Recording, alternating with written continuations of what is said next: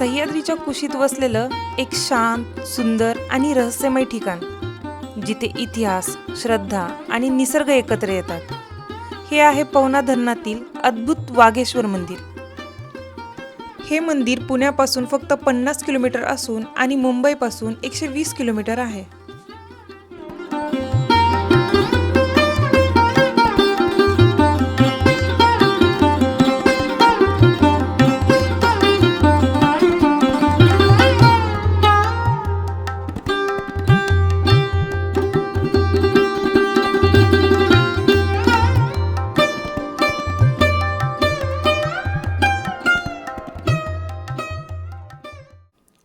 नमस्कार मित्रांनो, मी अमित क्षीरसागर सह्याद्री किंग या यूट्यूब चॅनलवरती आपलं स्वागत आहे. आज आपण निघालो वाघेश्वर मंदिर. वाघेश्वर मंदिरला जाताना कामशेतपासून लेफ्टमध्ये आल्यानंतर आपल्याला एक सुंदर असं केदारनाथ मंदिर लागेल. हे मंदिर खूप सुंदर असून या ठिकाणी केदारनाथ मंदिराच्या जस्ट पाठीमागे मारुती मंदिर आहे व त्याच्या पाठीमागे एक बोगदा आहे.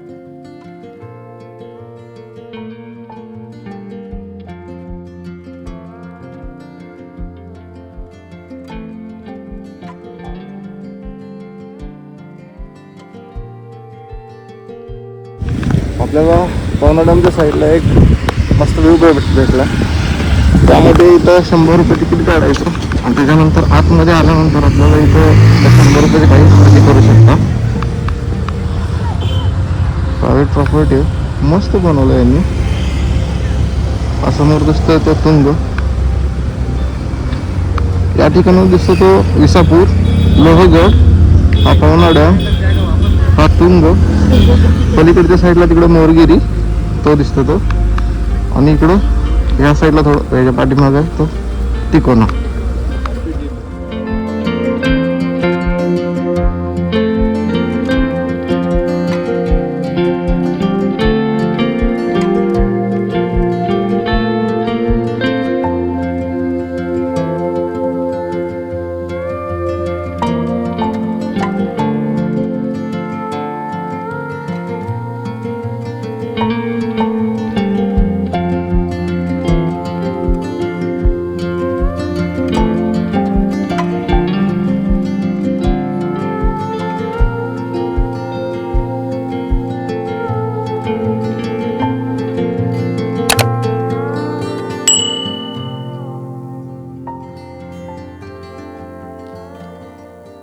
आपण तिकोना साईड करून आल्यानंतर हा ब्रिज लागेल आपल्याला. हा ब्रिज लागल्यानंतर आपल्याला इथंच बोर्ड आहे, ब्रिज जस्टच थांबतो ना त्या ठिकाणी वाघेश्वर म्हणून. या इथूनच आपल्याला उजव्या बाजूला आतमध्ये जायचं आहे. हा रस्ता इकडच्या साईडला जातो, एका गावामध्ये जातो, गावामधून एक छोटासा कच्चा रस्ता लागतो. आता आपण या ब्रिज पासून थोडं आतमध्ये आल्यानंतर सर्व आल्यानंतर इथे एक मंदिर लागेल हे वाला. हा मंदिरच्या जस्ट साईडला आपल्याला इकडे आतमध्ये जायचं आहे. हा कच्चा रस्ता लागतो, इथून आपल्याला आतमध्ये जायचं.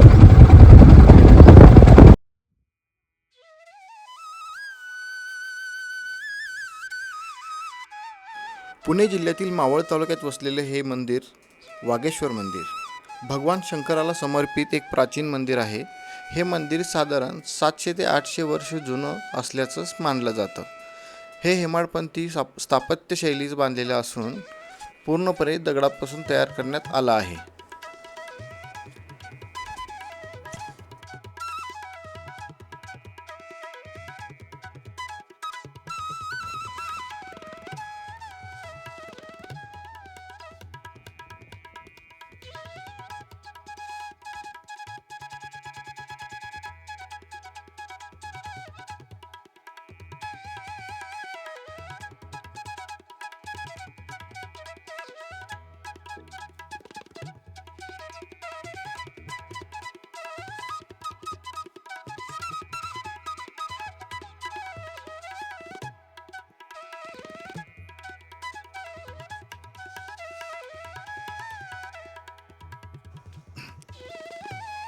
स्थानिक लोकांच्या माहितीनुसार छत्रपती शिवाजी महाराज या परिसरातील तुंग, तिकोना, लोहगड, विसापूर या किल्ल्याच्या मोहिमेकरता आल्यानंतर या मंदिराला भेट देण्यासाठी येत असत. यामुळे या मंदिराला धार्मिक, ऐतिहासिक असे दोन्ही वारसे मिळाले आहेत.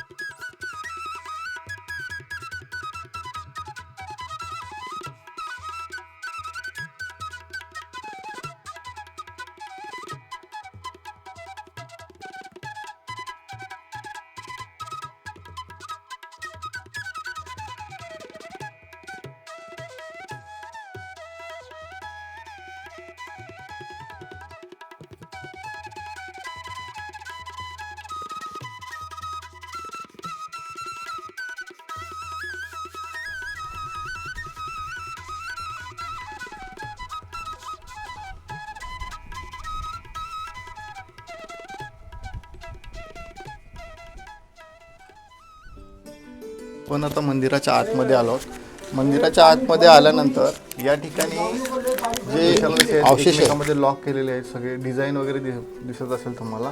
आता याच्यावरती क्षार जमा झाले, कारण हे मंदिर पूर्ण 9 महिने पाण्यात असल्या कारणानं याच्यावरती पूर्ण असे क्षार जमा झाले, पूर्ण लेअर आली क्षाराची त्याच्यावरती. तरी पण 1965 मध्ये पवना डॅम ची बांधणी सुरू झाली आणि त्याच्यानंतर 1971 मध्ये हा पवना डॅम बांधून पूर्ण झाला. तेव्हापासून 72 मध्ये बांधून पूर्ण झाला आणि 72 नंतर याच्यामध्ये जे पाणी भरायला सुरू झालं तेव्हापासून हे मंदिर 9 महिने पाण्यामध्ये असतं आणि वरचे 3 महिने पाण्याच्या वरती असतं. जेणेकरून आता जे एप्रिल आहे, एप्रिलच्या सुरुवातीला जे चालू होतं ते जूनपर्यंत, जोपर्यंत पाऊस येतो तेव्हापर्यंत. आणि हे मंदिर खूप सुंदर असून बाहेर इतकं गरम होतं, पण आता मी पूर्ण जॅकेट घातलं आहे रायडिंगचं, आतमध्ये उभा आहे, पण इतकं थंड वाटतं आहे की एकदम असं AC रूममध्ये आल्यासारखं. त्या मंदिरापासूनच आपल्याला थोडंसं समोरच्या बाजूलाच पाहिलं तर हा तिकोना किल्ला आणि जस्ट थोडं अजून पुढं इकडं आलं तर हा जो आहे तो विसापूर. जस्ट त्याच्या साईडला जो पाहिला तर आहे तो लोहगड आणि त्याच्यात थोडं अजून लेफ्टला पाहिलं तर आहे तो तुंग आणि त्याच्यात थोडं इकडच्या साईडला आलं जो सुळका दिसत आहे तुम्हाला तो आहे मोरगिरी आणि त्याच्या इकडं आल्यानंतर थोडं आडबाजूला आहे तो कोरीगड. म्हणजे आपल्याला या ठिकाणाहून एवढे किल्ले पाहायला मिळतात आणि हा आहे पावना लेक.